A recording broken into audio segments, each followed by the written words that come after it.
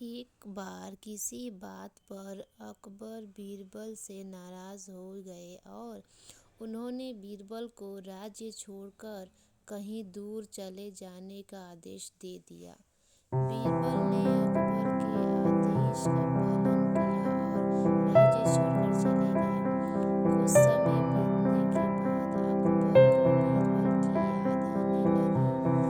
कई महत्वपूर्ण मुद्दे पर बीरबल का मशवरा अकबर को निर्णय लेने में मदद करता था। इसलिए बीरबल के बिना निर्णय लेने में अकबर को असुविधा होने लगी।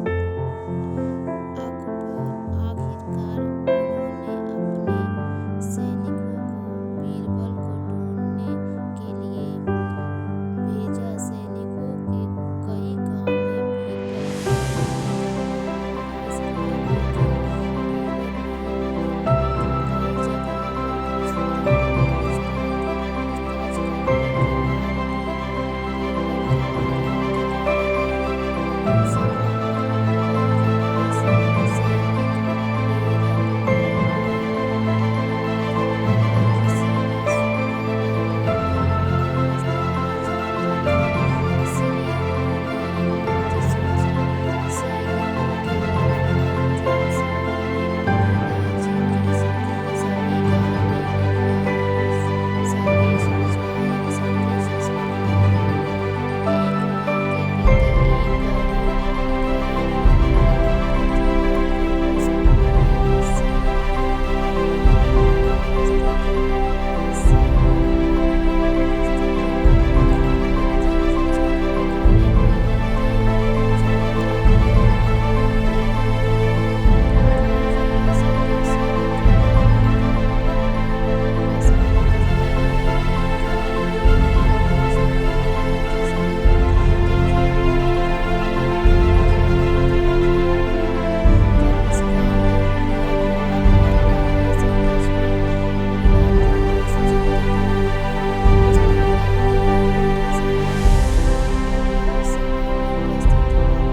गांव के मुखिया ने अकबर का संदेश गांव वालों को दिया तो कभी सोच में पड़ गए।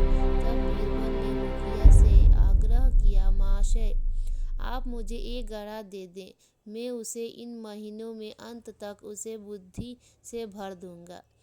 मुखिया के पास और कोई चारा नहीं था। उसने एक घड़ा बीरबल को दे दिया। बीरबल वह घड़ा लेकर किसान के उस खेत पर चला गया जहाँ वह काम किया करता था।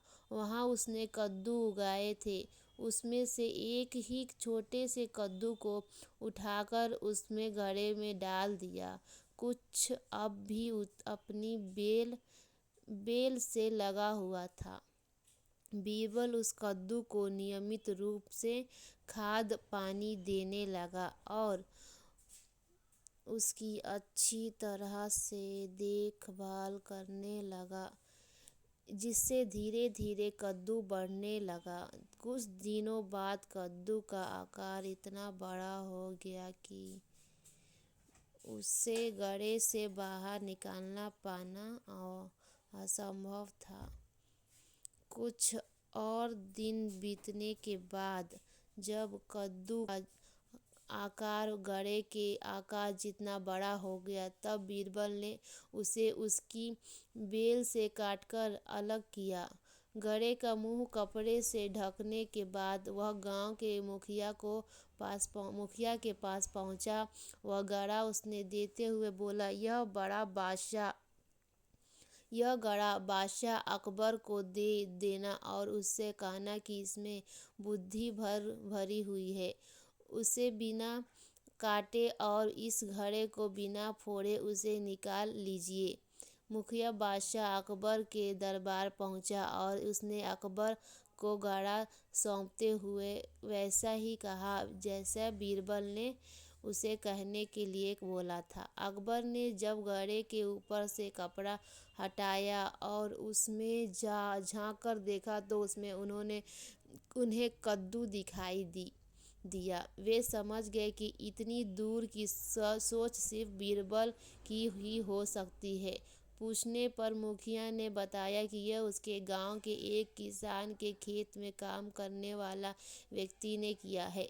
अकबर जान चुके थे कि ये वो व्यक्ति और कोई नहीं बल्कि बीरबल हैं। वो तुरंत मुखिया के गांव गए और किसान के घर जाकर बीरबल से मिले और उससे माफ़ी मांगकर वापस दरबार में ले आए। इस कहानी से हम ये सीखते हैं, हर समय का कोई ना कोई हल अवश्य होता है।